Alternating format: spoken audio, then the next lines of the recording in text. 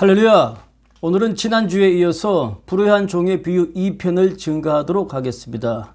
불의한 종의 비유의 테마는 주인을 속여서 빚을 탕감해주는 그 종을 주인이 칭찬해주는 그 마음을 보는 것이 이 말씀의 주요 목적입니다. 2편에 들어가기에 앞서 지난 1편의 간략한 복습을 하도록 하겠습니다. 예수님께서는 마태복음 13장 16절에 너희 눈은 보는 것으로 너희 귀는 듣는 것으로 복이 있다 하였습니다.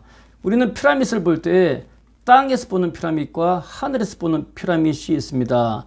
무엇을 보든지 간에 그 보는 관점이 중요한데 땅에서 보는 피라밋은 높이가 보이죠. 제각각 다른 높이가 보이고 높은 것은 가까이 다가가면 한눈에 들어오지도 않을 만큼 거대하게 보입니다. 그러나 이 피라밋을 비행기를 타고 하늘에서 항공 촬영을 하였다고 한번 봅시다. 왼편의 그림은 비행기 창 밖으로 엔진이 보이고 엔진 너머에 3개의 피라밋이 마치 사각 초콜릿 모양으로 예쁘게 줄지어 늘어선 것을 볼 수가 있습니다. 만약 이 세 피라밋을 피라밋 정중앙에서 항공 촬영을 하였다고 하게 되면 피라밋의 높이는 보이질 않고 다만 꼭지점이 있는 사각형으로만 보입니다. 이는 마치 마태복음 5장 45절에 예수님께서 말씀하시기를 하나님은 그 해를 악인과 선인에게 비추시며 그 비를 의로운 자와 불의한 자에게 내려주심이라 하였습니다. 땅에서는 제각각 의롭고 의롭지 아니하고 크고 작은 것이 보이지만 높은 하늘에서 하나님께서 보면 모든 인간은 다 똑같이 하나님의 은혜를 입을 수밖에 없는 연약한 죄인의 존재란 것입니다. 이 시각에서 우리는 하나님의 말씀을 보아야 합니다. 불의한 청지기는 주인의 소유를 낭비함으로 말미암아 직분을 빼앗기게 됩니다. 직분을 빼앗긴 불의한 청지기는 쫓겨나가기 전에 주인의 장부를 속여서 주인에게 빚진 자를 불러다가 그들의 빚을 탕감시켜 주었습니다. 기름 100말은 50으로 탕감하여 주고 밀 100석은 밀 80으로 탕감시켜 주었는데 나가면서까지 주인의 장부를 가지고 장난친 것이죠. 악하지 않습니까? 그러나 주인을 속여 빚을 탕감하는 종을 오히려 주인은 칭찬하였습니다. 그러면서 예수님께서는 이 세대의 아들들이 빚의 아들들보다 더 지혜롭다. 이 옳지 않은 청지기가 이를 지혜 있게 하였다라고 칭찬하였던 것입니다. 그러면서 예수님은 내가 너희에게 말하노니 불의의 제물로 친구를 사귀라 라고 했습니다. 불의의 제물로 친구를 사귀라. 이것이 말씀의 포인트인 것입니다. 이것이 지난주까지의 말씀입니다. 불의의 제물로 친구를 사귀라고 하신 예수님께서 누가복음 16장 10절에 지극히 작은 것에 충성된 자가 큰 것에도 충성되고 지극히 작은 것에 불의한 자는 큰 것에도 불의하다고 하였습니다. 지극히 작은 것은 도대체 무엇인가? 예수님께서는 땅의 일, 돈에 관한 일을 지극히 작은 것이라 하였습니다. 달란트의 비유 잘 알죠? 1달란트는 30kg의 황금의 무게고 황금의 가치입니다. 황금 30kg가 얼마나 큰 재산입니까? 대충 감잡아도 한 10억 되지 않습니까? 그러면 큰 돈인데 예수님은 이것을 내가 작은 것에 충성하였으니 라고 말씀하고 있는 것입니다.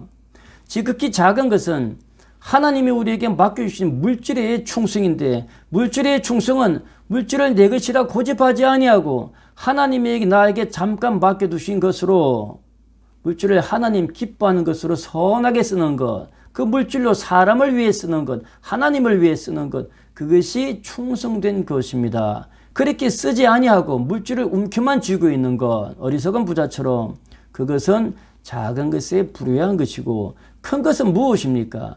물질 씀씀이를 보면 그 사람의 인격을 알 수 있다 하지 않습니까?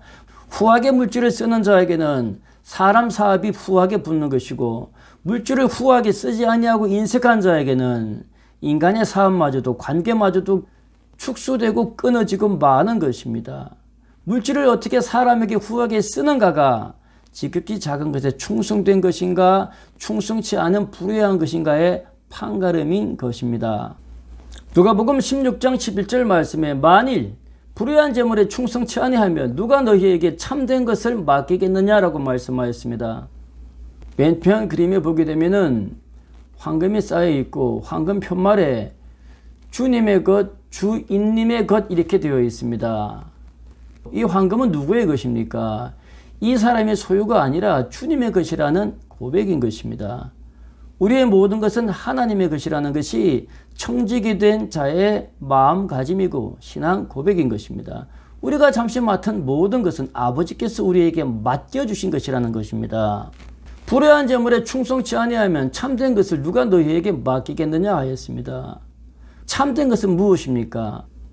참된 것은 천하보다 귀중한 사람의 생명입니다. 불의한 재물에 충성치 아니하고 물질에 인색한 자에게는 사람의 사랑과 사람의 의리와 사람의 우정이 다 제한되어지고 차단되어지고 맙니다. 곳간에서 인심난다 하지 않습니까?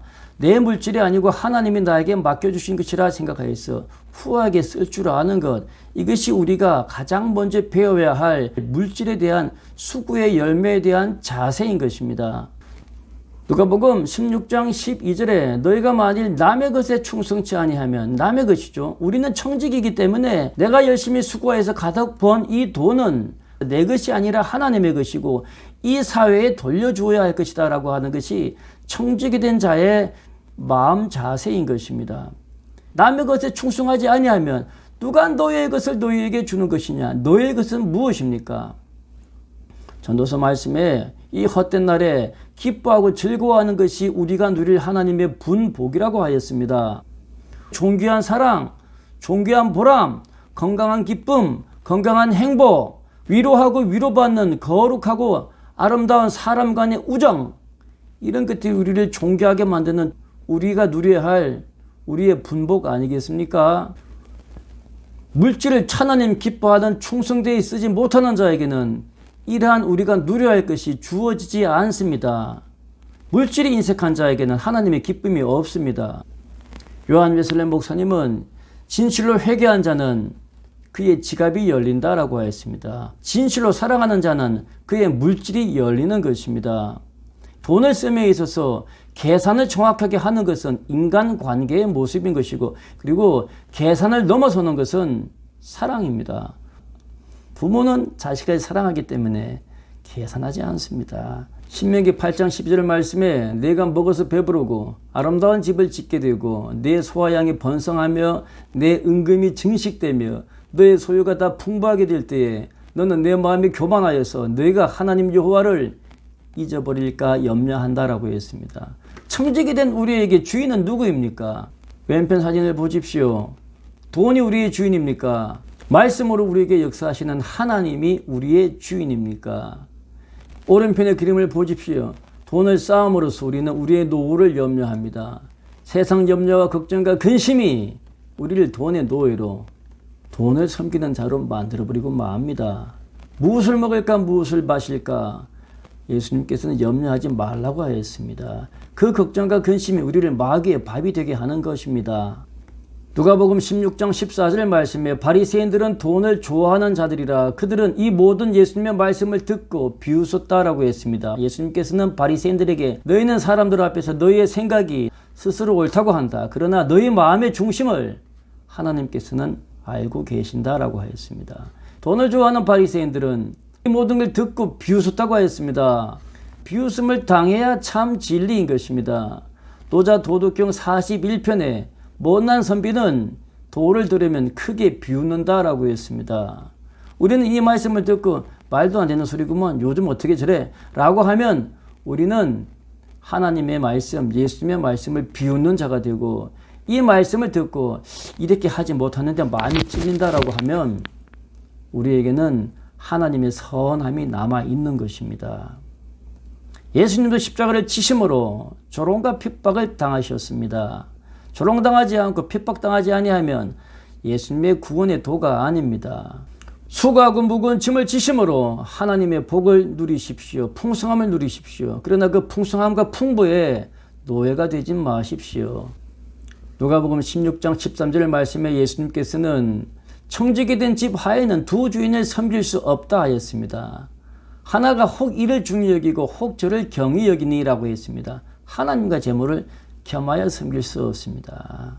이 말씀을 듣고 마음의 거룩한 찔림으로 좀 더 하나님 기뻐하는 물질관을 가져야 하겠다. 내가 다닌 하나님 주신 물질에 좀 더 후덕하게 하나님을 위하여서, 이웃을 위하여서, 친구를 위하여서 좀 더 지갑을 열어야 되겠다.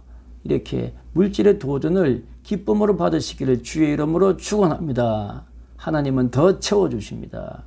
2021년 하나님의 큰 복이 임하시길 축원합니다. 감사합니다.